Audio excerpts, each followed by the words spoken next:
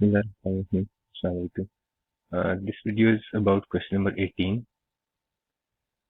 Question को पहले read कर लेते हैं.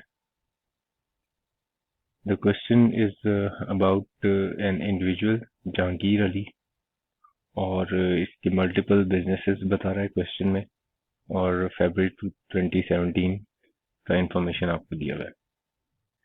तो सेल्स को सबसे पहले देख लेते हैं. Goods exported to Qatar. Definitely exports हमें पता है सारी जीरो रेटेड होती हैं, और 100,000 इसको हम एक्सपोर्ट्स को जीरो रेटेड ट्रीट करेंगे. तो हमारा जो सॉल्यूशन होगा उसमें हम एक्सपोर्ट्स को मेंशन कर देंगे अंडर जीरो रेटेड आइटम्स, और इसके ऊपर 0% सेल्स टैक्स लगाकर आगे जो सेल्स टैक्स है वो 0 बना देंगे. Next item is taxable goods to registered customers, 7,50,000. Now registered customer को जो सेल्स हैं उसमें कुछ एडजस्टमेंट है, इसलिए मैं पहले इसका एक वर्किंग नोट बना दूंगा ताकि रजिस्टर्ड पर्सन को जो सेल्स है उसको उस फिगर को फाइनल किया जा सके. Taxable goods to unregistered customers 5,50,000. ये जो अनरजिस्टर्ड कस्टमर को आप सेल करते हैं इसका फीचर ये होता है कि इसके ऊपर एक फर्दर टैक्स भी आपने चार्ज करना होता है. सो अनरजिस्टर्ड कस्टमर्स को जो आप सेल करेंगे 5,50,000 के स्ट्रेट वे मेंशन है यहाँ पे ये फिगर, और इसके ऊपर 17% से आप सेल्स टैक्स का कैलकुलेशन बनाएंगे और 3% से आप फर्दर टैक्स का कैलकुलेशन बनाएंगे. कॉलम इसके अलग अलग कर देंगे आप. परचेजेस को हम बाद में देखते हैं. Following further information is available. Taxable goods supplied to registered customers include goods amounting to rupees 3 lakh supplied to an associate company at a special discount of 25%. अगर आपने डिस्काउंट अपने किसी कस्टमर को दिया है तो जो भी आप सेल करते हैं डिस्काउंटेड प्राइस पे, तो उसमें एक डिबेट है. डिबेट ये है कि 100 की चीज अगर 90 में दे दी तो 17% का सेल्स टैक्स 90 पे चार्ज करना है या 100 पे. और इसका आंसर क्या है? आंसर ये है कि आप 90 पे चार्ज कर सकते हो अगर दो कंडीशंस पूरी हो जाएं. नंबर 1, इनवॉइस के ऊपर प्राइस मेंशन करेंगे डिस्काउंटेड प्राइस. नंबर 2 कंडीशन ये है कि in accordance with norms of business. Business में यूजुअली इस तरह का आप डिस्काउंट देते हो. तो ये हमने नोट्स में जहाँ पे ये चीज पढ़ी हुई है, ये हमने पढ़ी हुई है एक्चुअली वैल्यू ऑफ सप्लाई का. जब हम डिस्कशन कर रहे थे तब हमने लोकल सप्लाईज में ये पढ़ा था कि डिस्काउंटेड प्राइस के ऊपर आप डिस्काउंटेड प्राइस को आप वैल्यू ऑफ सप्लाई ट्रीट करोगे, लेकिन उसके लिए ये दो कंडीशंस हैं. Discount is in conformity of norms of business, और सेल्स टैक्स इनवॉइस के ऊपर वो मेंशन होना चाहिए डिस्काउंटेड प्राइस. सो अब ये चूंकि सेल आपने एसोसिएट को की है और साथ में वर्ड्स जो इस्तेमाल हुए हैं वो स्पेशल डिस्काउंट का है, तो इसका मतलब ये डिस्काउंट ये वाली कंडीशन पूरी नहीं कर रही, यानी in accordance with norms of business नहीं है. तो इसका मतलब ये डिस्काउंट तो ठीक नहीं है. तो अगर डिस्काउंट ठीक नहीं है तो फिर इससे क्या नतीजा निकलेगा? नतीजा निकलेगा कि आप ये वाली प्राइस के ऊपर सेल्स टैक्स चार्ज करेंगे. अब अगर मैंने कोई आइटम डिस्काउंटेड प्राइस पे शामिल किया हुआ है, taxable goods supplied to registered customers, यानी कि taxable goods to registered customers 7.5 lakh रुपए में 3 लाख रुपए ऐसे शामिल हैं जो कि डिस्काउंटेड प्राइस है. तो अब मुझे क्या करना पड़ेगा? मुझे जितना भी डिस्काउंट है वो वापस इसमें ऐड बैक कर देना चाहिए, क्योंकि ये डिस्काउंटेड प्राइस तो हम ले नहीं रहे. तो अब वो डिस्काउंट कैसे कैलकुलेट होगा? अगर 100 की चीज है उस पर 25% डिस्काउंट है, तो इसका मतलब 75 की आपने सेल की है उसे, और इन तीन वैल्यूज में से जो आपके पास गिवन वैल्यू है 3 लाख, वो किसके इक्विवेलेंट है आपको ये फाइंड आउट करना है. ठीक है. Goods amounting to rupees 3 lakh supplied to associate at special discount. So 3 lakh रुपए आपको बताया हुआ है कि डिस्काउंटेड प्राइस है। नाउ अब अगर मैं ये डिस्काउंट की वैल्यू वर्कआउट कर लूँ तो ये मैं वैल्यू वापस ऐड कर दूंगा उसके अंदर सेल्स टू रजिस्टर्ड कस्टमर्स में, ताकि ये डिस्काउंट जो है वो वैल्यू सप्लाई में ऐड हो जाए और वो दोबारा से 100 की वैल्यू पे आ जाए। तो डिस्काउंट की वैल्यू कैसे फाइंड आउट करेंगे? तो आप ये 300,000 जिसके इक्विवेलेंट है उससे डिवाइड करेंगे और जो फाइंड आउट करना चाहते हैं उससे मल्टीप्लाई करेंगे। So when you will solve it, 300,000 into 25 divided by 75, तो इट इज 100,000। तो 1 लाख रुपया एक्चुअली डिस्काउंट आपने दिया है। तो 1 लाख रुपया वापस आप जमा कर दें। तो ये जो डिस्काउंट का वैल्यू है ये हमने जमा कर दिया और ये वैल्यू फाइनल कर दी 8,50,000।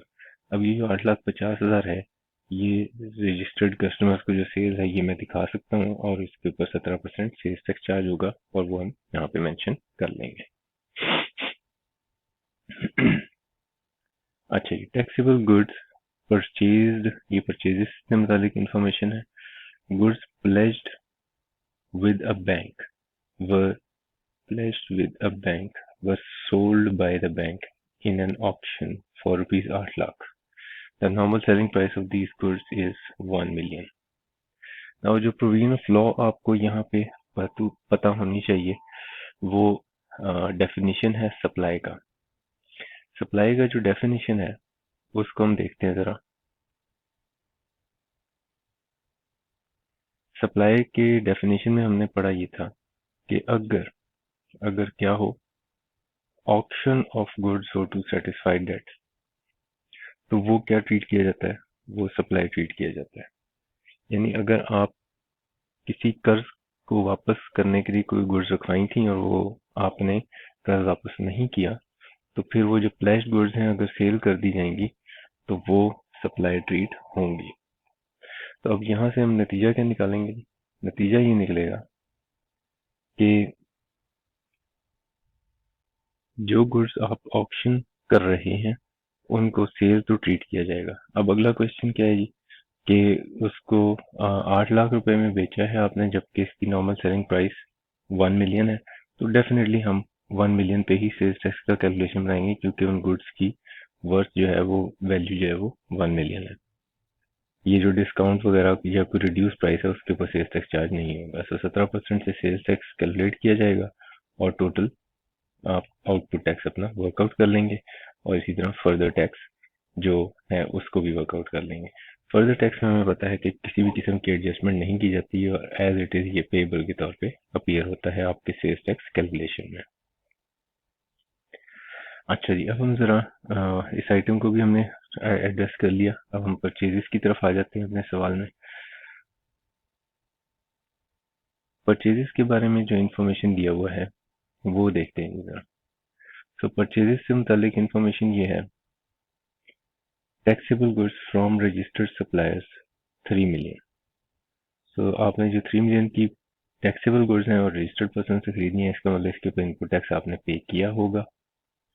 तो फ्रॉम रजिस्टर्ड सप्लायर है तो इसका मतलब आप इसको इसके ऊपर से इनपुट कैलकुलेट करेंगे, लेकिन चूंकि इसके अंदर कुछ एडजस्टमेंट्स हैं सवाल में, तो मैं इसको अभी अपनी मेन वर्किंग में एज स्ट्रेट वे नहीं लेकर आऊंगा, बल्कि इसको पहले एक वर्किंग नोट में ले जाऊंगा और इसके ऊपर जो भी एडजस्टमेंट बनती है वो बना लूंगा। Exempt goods from registered suppliers, तो इनके ऊपर तो कोई इनपुट टैक्स चार्ज होगा ही नहीं, लेकिन जब भी मैं खरीदूंगा एग्जेम्प्ट गुड्स तो उससे कोई सेल्स टैक्स चार्ज नहीं हुआ होगा, तो इसका मेरी कैलकुलेशन पर कोई इम्पैक्ट नहीं है। Taxable goods from unregistered suppliers, again unregistered person मुझे सेल्स टैक्स चार्ज कर नहीं सकता, तो इसके ऊपर इससे भी मेरी सेल्स टैक्स कैलकुलेशन में कोई इम्पैक्ट नहीं आएगा। Taxable goods purchased, taxable goods purchase from registered suppliers include. So अब ये इस आइटम की बात हो रही है कि इस 3 मिलियन में क्या क्या एडजस्टमेंट हो सकती है। सो ये 4 आइटम्स यहाँ पे लिखे हुए हैं, हम देख लेते हैं क्या कुछ है। सबसे पहला, goods worth 3,20,000 purchase from Akram limited who was blacklisted on 25 February 2017 due to issuance of flying invoices. Now अगर कोई भी सप्लायर ब्लैक लिस्ट हो जाए, तो ये हम पढ़ चुके हैं कि ब्लैक लिस्टेड सप्लायर जो है वो उसकी जो भी इनवॉइसेस उसने इशू की हैं, आप उसके ऊपर इनपुट टैक्स क्लेम नहीं कर सकते। ठीक है। और ये 25 फरवरी 2017 को अगर ब्लैक लिस्ट हुआ है और आप अभी कैलकुलेशन बना रहे हैं फरवरी की, तो इसका मतलब ये है कि आप अभी इसका इनपुट टैक्स क्लेम करने वाले हैं, जो कि अब आप नहीं कर सकेंगे क्योंकि ये ब्लैक लिस्ट हो गया।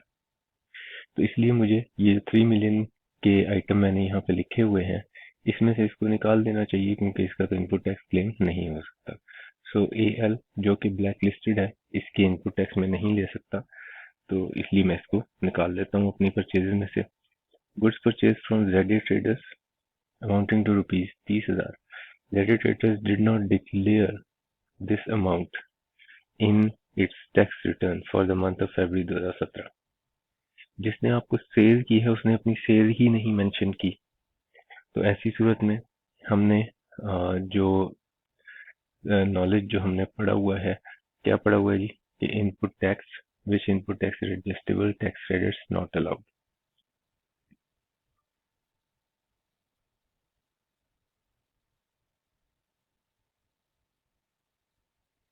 अच्छा जी, यहाँ पे हमने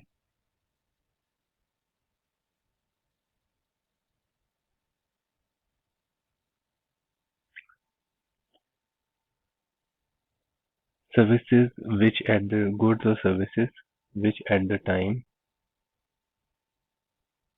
goods and services which at the time filing of return by the buyer have not been declared by the supplier in his return, तो आप उसका टैक्स क्रेडिट आपको अलाउड नहीं है। तो यहाँ से क्या नतीजा निकला जी? नतीजा ये निकला कि ZA की जो 30,000 के परचेजेस हमने किए, क्योंकि इसने अपनी सेल में मेंशन ही नहीं किया हुआ, तो मैं भी इसका इनपुट टैक्स क्लेम नहीं कर सकूंगा। मैं इसको निकाल लेता हूँ। नेक्स्ट आइटम है a new machine for rupees 5 lakh which was commission into operation during February. तो ये मशीन जो है फिक्स एसेट्स का आइटम है, और फिक्स एसेट्स का चूंकि ट्रीटमेंट थोड़ा सा डिफरेंट होता है।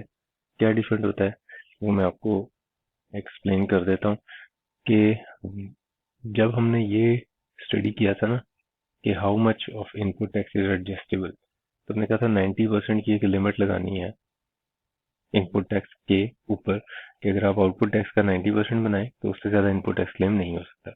लेकिन ये लिमिट फिक्स एसेट्स और कैपिटल गुड्स पे अप्लाई नहीं होती। तो इसलिए हम अपनी नॉर्मल परचेजेस में से फिक्स एसेट्स को अलहदा कर देते हैं, ताकि ये 90% की लिमिट वाले मामले से वो कंफ्यूज ना हो। तो अब मैं मशीन के जो 5 लाख हैं वो अपनी परचेजेस में से तो निकाल दूंगा, लेकिन जो अपनी मेन कैलकुलेशन होगी उसमें अलहदा से मेंशन कर लूंगा, ताकि मैं इस 5 लाख को इस प्रोपोर्शन में डिस्ट्रीब्यूट करूं, और यहाँ पे दो फिगर्स आ जाएंगी जो कि 5 लाख का ही ब्रेकअप है लेकिन इस प्रोपोर्शन में है। और फिर उसके ऊपर जो इनपुट टैक्स है वो अलहदा से मैं लिख लूंगा, और इस इनपुट टैक्स को मैं पूरे के पूरे को माइनस करूंगा अपने सेल्स टैक्स आउटपुट टैक्स में से। इसके ऊपर 90% की लिमिट में नहीं लगाऊंगा। तो इसलिए हमने मशीन को यहाँ से इसके इनपुट टैक्स को निकाल दिया। Next item is office equipment of rupees 2 lakh purchase for the warehouse. Office equipment से मुतलिक हमने अगेन ये चीज पढ़ी हुई है, which input tax is adjustable tax credits not allowed. और इसमें हमने ये पढ़ा हुआ है कि ऑफिस इक्विपमेंट के ऊपर इनपुट टैक्स आप क्लेम नहीं कर सकते। So tax credits not allowed में ऑफिस इक्विपमेंट शामिल है। इसका मतलब ये कि ऑफिस इक्विपमेंट में इनपुट टैक्स क्लेम नहीं हो सकता। तो सीधा नतीजा ही निकला कि 2 लाख रुपए के ऊपर इनपुट टैक्स आप क्लेम नहीं कर सकते। सो ऑफिस इक्विपमेंट के ऊपर इनपुट टैक्स अलाउड नहीं है, और 2 लाख रुपए निकल जाएंगे। सो 19,50,000 जो हमारे पास अब परचेजेस फ्रॉम रजिस्टर्ड सप्लायर का टोटल बना, उसको हम यहाँ पे लिख लेंगे और इसको एलोकेट कर देंगे बिटवीन दीज टू। नाउ ये एलोकेशन के लिए मैं शॉर्टली आपको एक्सप्लेन कर देता हूँ कि let's say this is your figure 1, this is your figure 2 and this is your figure 3।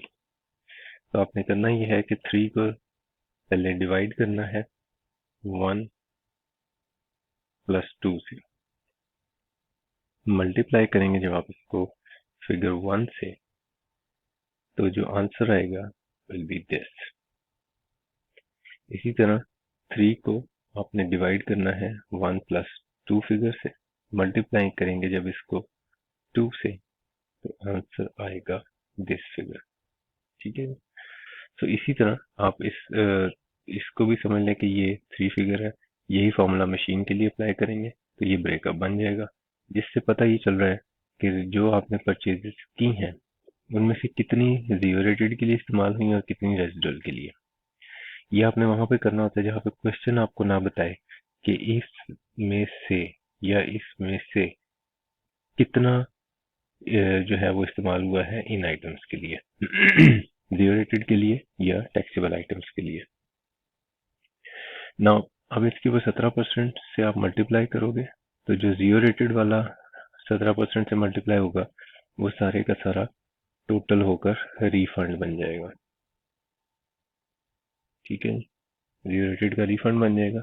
और जो बाकी है ये 17% से मल्टीप्लाई होकर यहाँ पे आएगा। ठीक है, और इसके अंदर अगर आपके पास सवाल में कोई ब्रॉड फॉरवर्ड इनपुट टैक्स है तो वो भी जमा करेंगे 1,10,000। ये सवाल में कहीं पे दिया हुआ होगा।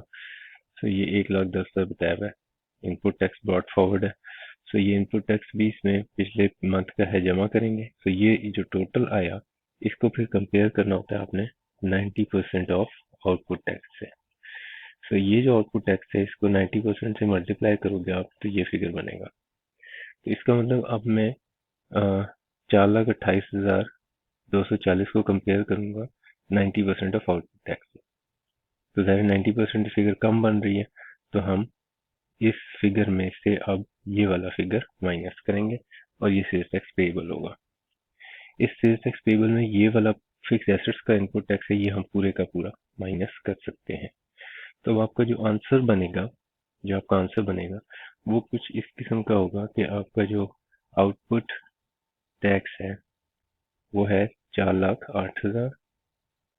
इसमें से आप माइनस करेंगे इनपुट टैक्स जो कि आपके पास बन रहा था 4,28,240, लेकिन इसके ऊपर एक लिमिट लगेगी 90% ऑफ आउटपुट टैक्स जो कि बनता है 367,200। नाउ इन दोनों में से जो लोअर होगा वो माइनस हो सकेगा, सो 367,200 माइनस हो सकेगा। तो जो आंसर आएगा दैट इज 40,800। इसमें से फिर आप फिक्स्ड एसेट्स का जो इनपुट टैक्स है यानी कि 81,600 वो माइनस कर सकते हैं।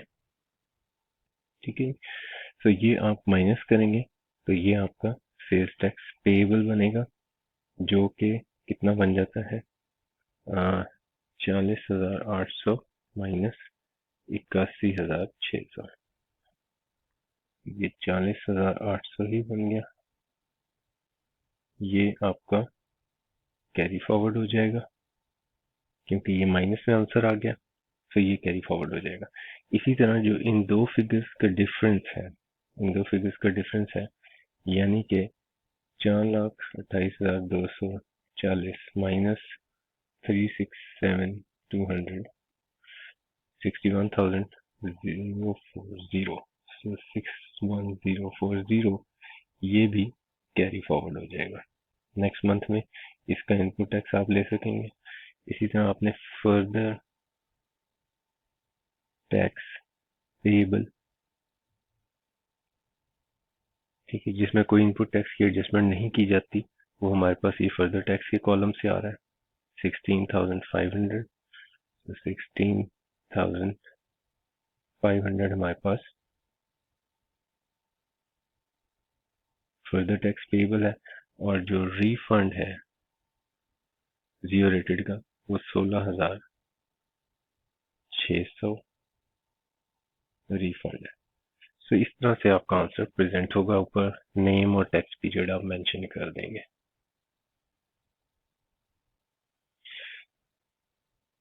ओके, सो अब अगर इस क्वेश्चन में कोई कंफ्यूजन हो तो फिर आप वो कमेंट